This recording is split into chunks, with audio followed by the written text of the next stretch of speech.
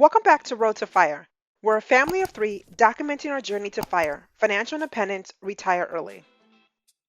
Let's chat about our January 2021 budget. I will share all our real numbers, details on our budget, and outline our expected expenses for the month like always. So please hang with me. This is our first full year of pursuing fire fully, and I'm so excited to get things rolling in 2021.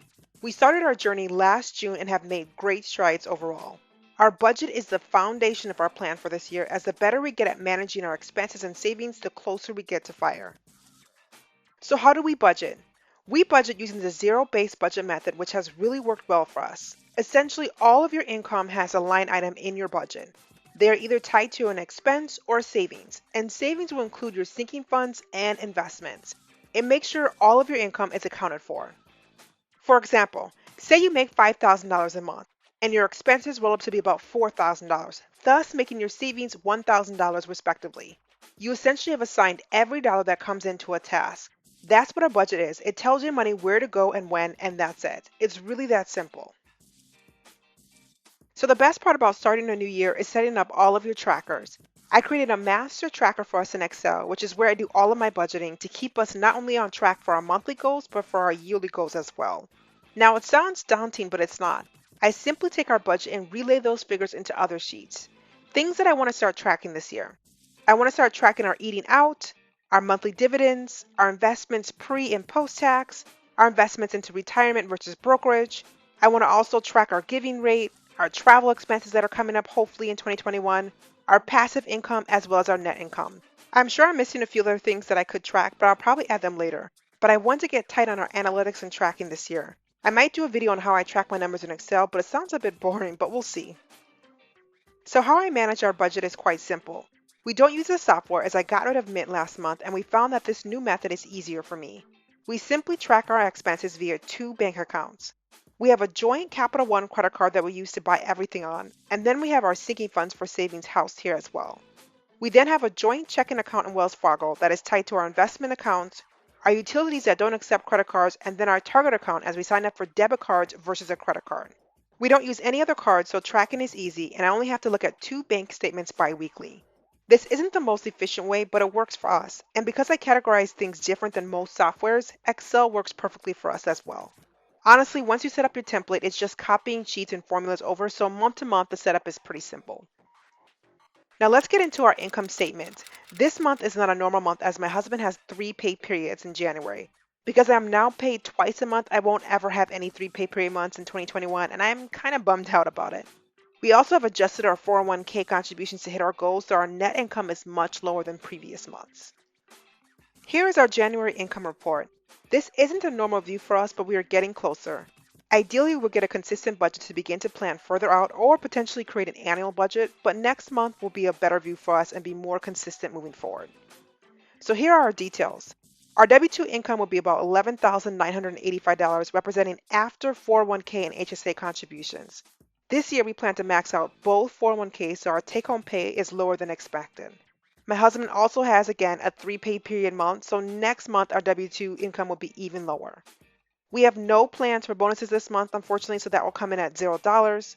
Our passive income from this month will finally include our YouTube Google AdSense, and I will share the details in my next passive income report coming very soon. We also have rental income and some other sources that are minor, so I'm expecting about $1,700 in passive income in January. And for others, which would potentially include side hustles or business income, right now that is planned at about $0. So our total expected income for January would be about $13,685. Moving forward, I expect this to be closer to $12,000 a month, but as we continue to increase our side hustle income, we should expect our top line to continue to increase as well. At least that's the plan. Now let's look over our expected expenses for January. It really took me more time than I expected to get this budget done as I'm really trying to get tighter on our expenses. Right now, I feel we are in a good place with only small areas of improvement on a couple of line items that I will discuss in a bit. So here's our January expense report. I always highlight our top 5 categories, and this month it's savings, mortgage, childcare, tithing, and car payments. This is typically our top 5 expenses and it represents over 85% of our total expenses. There will be adjustments on our mortgage payment, and I'll share about that in a little bit. Key call out here though is that savings isn't an expense, but it's how we track it using the zero-based budget method, which really works well for us. In fact, this month, all of our savings will actually be going to investments, with the bulk of it going to our brokerage account. Our total expenses are just around $13,600. I left next to no buffer as I'm really trying to get closer to a true zero-based budget method and get sharper on our overall spending this year. So here are our details. Savings is our top line item, and we plan for $5,880 to go into investments. If you look at our annual goals, this is about $400 short from where we need to be to hit that goal of investing $75,000 into our investment accounts. But it is a solid start. Next is our mortgage payment at about $2,095. Right now, our taxes are rolling as non-homestead. We are switching that over to homestead because we are obviously living in the home. So this will change in March and decrease our payment about $100 a month. We have a 3-year-old who goes to preschool 3 days a week. This will cost about $1,470 in January as there are 5 Sundays and we are charged weekly. We also add a few dollars for activities for him throughout the month. We are Christians and believe in tithing 10% of our income to churches and charities. I give a fixed $1,000 to my church and then give outside to organizations helping our community with the remaining income. So for January, we'll be giving $1,369. We're working to pay off our last consumer debt, being our car. We will send $1,055 to Chase that will cover our minimum payment as well as a snowball payment on top of that. I shared my debt-free journey plan in our latest video, and I'll link that here if you're interested to know the details. So the next set of expenses represent less than 15% of our total income, but they are the most variable. We got our first set of utility bills for the home, and it was a shocker. Our utilities will include gas, electricity, internet, water, trash, and sewage. Total utility costs will be about $495 for the month of January. Most of that was due to gas and electricity, but it has been on average 8 degrees in our city, so it's definitely expected for this cost to be higher. But we did run to Menards to switch out our bulbs and to buy door and window draft seals to help seal in some of the heat. We also have been a lot more conscious in our usage overall. Okay, for groceries, we plan about $300 a month, and that usually never changes. I usually get comments on how our budget is so low. Key ways we keep our budget low: I practice intermittent fasting, we don't buy alcohol, we shop weekly, we buy our meat in bulk, and we mainly shop at Trader Joe's, which is about 90% private label. So car maintenance is unique for this month as we have to change our plates for our Tesla, and because we are driving an EV, they charge higher as we don't pay for gas, and that's expected to be around $225. Car gas is about $150, and that is because my husband still drives to work a few days a week, but gas is low right now, so we're expecting this to be a little bit lower this month. We spent about $150 for restaurants lately, and I've been so lazy with cooking, so I hope we stay on budget for this month. For household, we have about $130 budgeted, and that includes dish soap, hand soap, toiletries, cleaning supplies, and so forth, and we usually stay around this budget month to month. For travel, it's mainly for my husband who stays at a hotel for some work on-site days, and then his company reimburses him, so we expect that about 2 times this month, and we budgeted about $130 for that. And for our entertainment budget, that has increased as we added $40 for both my husband and I to spend on anything we want, kind of like fun money. It seems low, but we really don't need anything, so we're testing this out for this month of January to see if we should increase or decrease it month over month. This does also include our Netflix subscription that has increased once again in the last couple of years. Our phone bill is with Sprint at $94 for both our phones, and we are okay with that.